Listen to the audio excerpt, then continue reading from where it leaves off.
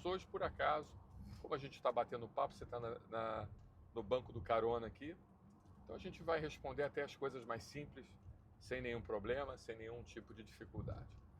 Vamos lá, Daniel. O Daniel ele vai ler as perguntas para mim e eu vou respondê-las, tá bom? Então é assim que vai funcionar, porque eu não posso olhar para o computador, tem que olhar para a estrada, prestar atenção aqui na nossa condução, então, respeitando o código de trânsito brasileiro, né? Então a gente vai conduzir bem, vocês estão vendo aqui nosso caminho. Então, em nenhum momento eu vou conseguir ler as suas perguntas. Então, Daniel vai lendo para mim e a gente vai responder. Vamos lá, Daniel. Olá, boa tarde a todos, boa tarde, doutor Marcelo. Temos umas perguntas bem interessantes aqui. Vamos lá para a primeira pergunta. O ecalantide, que é o inibidor direto da calicreína, não poderia ser melhor do que o ecatibanto no tratamento do meu angiodema hereditário? Esse é o pessoal que tem angedema, né? As pessoas já que conhecem essa doença, é uma doença muito difícil, de difícil controle, de difícil diagnóstico também. Boa parte dos médicos tem dificuldade de fazer o diagnóstico, porque é uma doença que se parece muito com alergia. Ela causa inchaço na face, causa inchaço nos lábios, mas a diferença da maior parte do angedema hereditário, principalmente, em relação ao processo alérgico, o angedema hereditário adquirido, ou seja, aquele angedema que ele é conduzido por bradicinina e não conduzido por histamina. Então, a grande diferença desse angedema é que ele não dá urticária, né? Mas existem casos, por exemplo, de angedemas que vêm com urticária, e isso não quer dizer que o paciente não tenha o angedema hereditário. Ele pode ter um angedema hereditário, mas ele pode também ter uma urticária crônica espontânea, ou seja, ele pode ter os dois tipos de doenças, aqueles que são mediados pela bradicinina e aqueles que são mediados pela histamina. Mas em relação a essa pergunta em específico, né, do ecalantide, por ser um inibidor da calicreína específico, o problema é que a ecalantide não está autorizada pela Agência Nacional de Vigilância Sanitária até o momento. Pode ser que eu esteja desatualizado, mas como nós atendemos muitos pacientes e eventualmente nos é colocado paciente com angedema hereditário, então a gente acaba tendo uma certa experiência com isso. Então a ecalantide acaba não ainda sendo autorizado aqui no Brasil. Eu acho que a Anvisa está com uma certa dificuldade de autorizar, porque 3 a 4% dos casos de uso do ecalantide eles levam a reações anafiláticas. Então, assim, são estatísticas muito altas, né, para você ter uma certa segurança do uso do ecalantide. Então, o icatibanto, que é o bloqueador do receptor de bradicinina, por assim dizer, ou seja, bloqueia diretamente a bradicinina, ele ainda é a medicação de eleição para o tratamento do angedema hereditário no momento, né? Tá bom? Então, essa é justamente a resposta.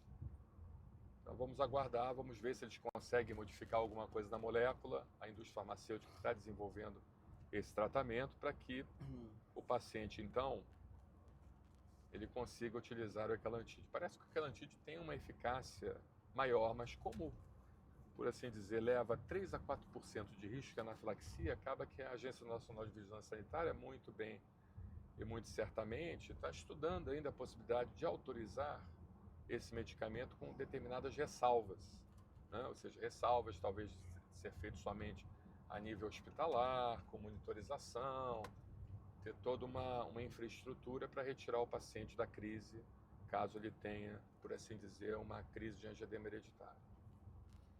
Mas vamos lá, Daniel. Qual é a A próxima pergunta? segunda pergunta. O plasma fresco piorou a minha crise de angioedema. O problema é que não há disponível no interior do Brasil icatibanto nem o inibidor de C1 esterase. Fizeram uma traqueostomia de emergência e fui internado no CTI. Isso é um grande problema, né? Assim, existem lugares, porque acho que o principal problema não é nem usar o plasma fresco.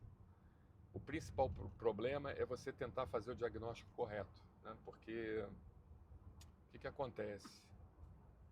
O paciente que está que está desenvolvendo o quadro de angedema hereditário, até você conseguir fazer o diagnóstico é muito difícil.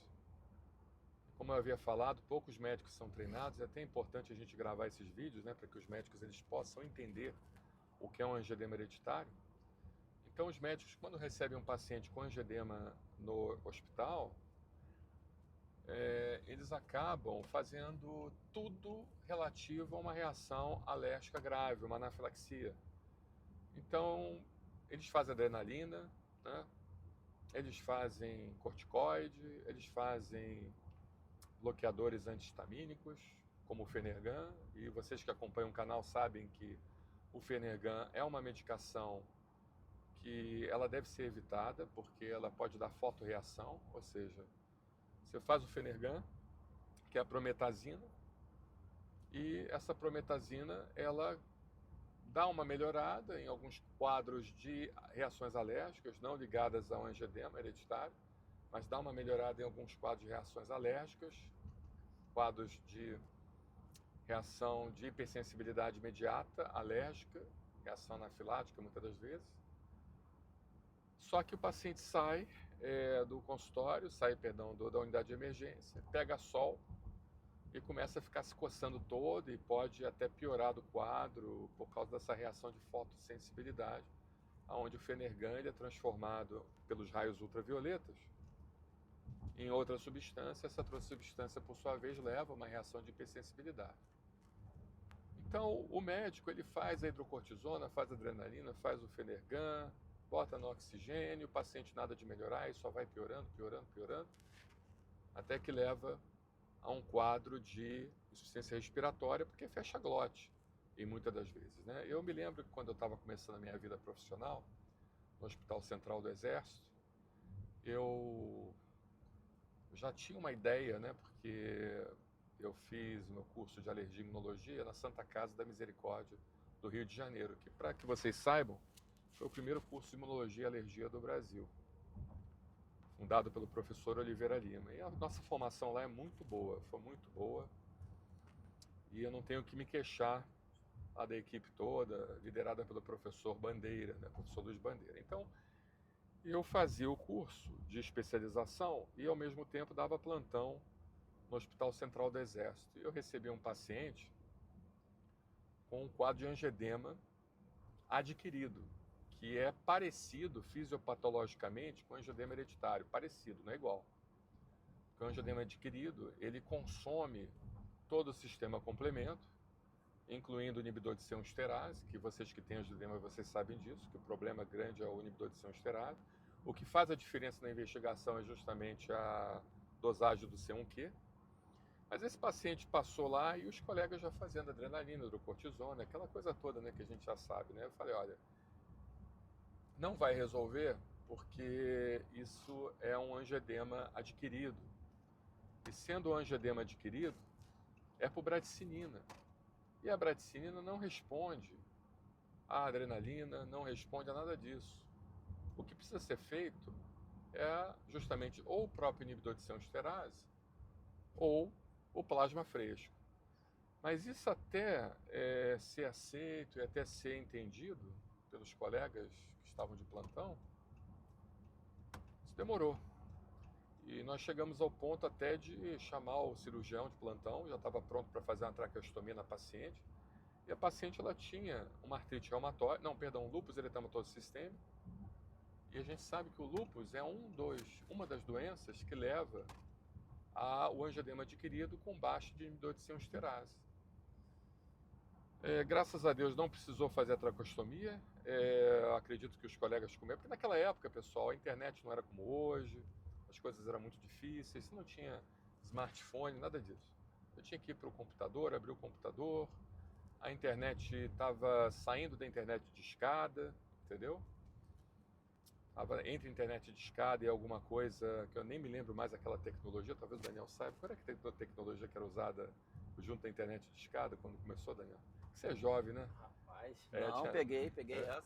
Você pegou? Era uma tecnologia que ligava direto na companhia telefônica. Sim, né? Agora para lembrar o nome agora. Que era um pouquinho mais rápido. rápido. Não vem à mente agora não. Aí era difícil as pessoas terem esse conhecimento como a gente tem hoje, né? Hoje você bota a inteligência artificial, vem tudo na tua mente. Vem tudo nos teus olhos, né? Aí a paciente fez o plasma fresco e ela melhorou miraculosamente, né? Ou seja, o milagre da ciência, o milagre do conhecimento técnico, conhecimento científico.